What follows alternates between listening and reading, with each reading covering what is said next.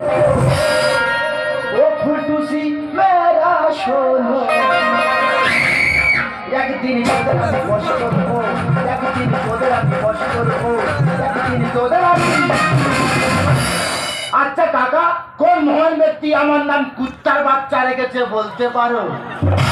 যদি কানে শুনেছে ওই ব্যক্তি, ওর এমন হবে কামড়াবো, সারা জীবন তার জলতন্ত্র রোগে ভুগতে হবে। তার যেমন নাম নিয়ে চলে যাচ্ছি, তার থেকে তিন জেলা থেকে জানো এ জিও কোম্পানির মালিক মুকেশ আম্বানি। কেন রে, তোর বেড়ার বিয়ে দিলি, তোর বেড়ার বিয়েতে কোথায় শাহরুখ খান, সালমান খান, আমির খান, তাদেরকে ডেকে নিয়ে তুই ভালো মন্দ খাওয়ালি, তা তুই তাদের পেছন থেকে আমেশা বার কর। কেন রে, তুই আমাদের গরিব মানুষের পেছন তুই আমেশা বার করতেছি। চিন্তা করেছি এ জিও সিম ব্যবহার করবো না, এ জিও সিম আঁকলে পড়াবো না গর্ত খুলে বুঝবো।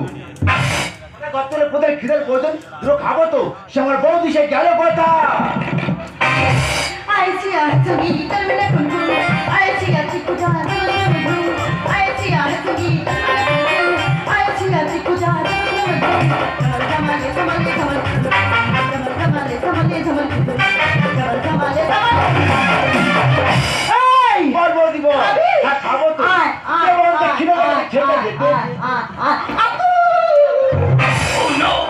আচ্ছা বৌদি, পাল আর কুত্তা কি আমার কুত্তা বলবি?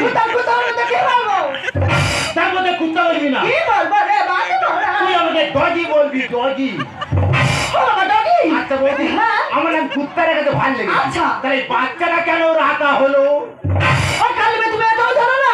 বাচ্চাটা হলো তোমার টাইটে। চিন্তা করো, বাচ্চাটা আমার আর তুই কি করছিস? ফল তুলে আমার ফল তখন খাবো কি নিয়ে ঘুরবো, তাতে কি হয়েছে? কি সাজ সেজেছি কেন? আমি তো স্বর্গের রূপ ছড়া সেজেছি।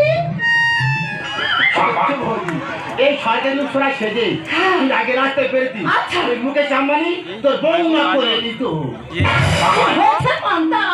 পান্তা নয়, যে কোম্পানি মানে মুকেশ আম্বানি। তাহলে কি হয়েছে? কি বলেছো? যে ফোনের রিচার্জ ছিল 2 টাকা, সেইটা করে 300 টাকা। তোরা তো টেনশন হচ্ছে কেন? এই না, টেনশন তোর হয় না, টেনশন আমার হয়। তোর টাকা শেষ, তোর টাকা ভালো করতে থেকে, আর তোদের মধ্যে লক্ষ্মীর ভান্ডার পাই না। তুমি খেতে ইনকাম করতে পারো না, তাই চিন্তা ভাবনা করেছি আমি এখানে থাকবো। আমি সরকার মুকেশ আম্বানির কাছে। মুকেশ আম্বানির কাছে? মূর্খ মুকেশ আম্বানির কাছে। তারপর তুই মূর্খ বলি কেন? বলবো কেন? আমি অশিক্ষিত বলাই গেলুনি। আমি বুঝতে পারিনি। আচ্ছা বৌদি বলতো, এই পৃথিবীতে সব থেকে ধৈর্যশীল মানুষ কারা? কেন এটাও জানিস না? আমাদের মতো সুন্দরী মহিলারা। শুনে নে, মদ খরে এরা। কি করবো বৌদি বলিস?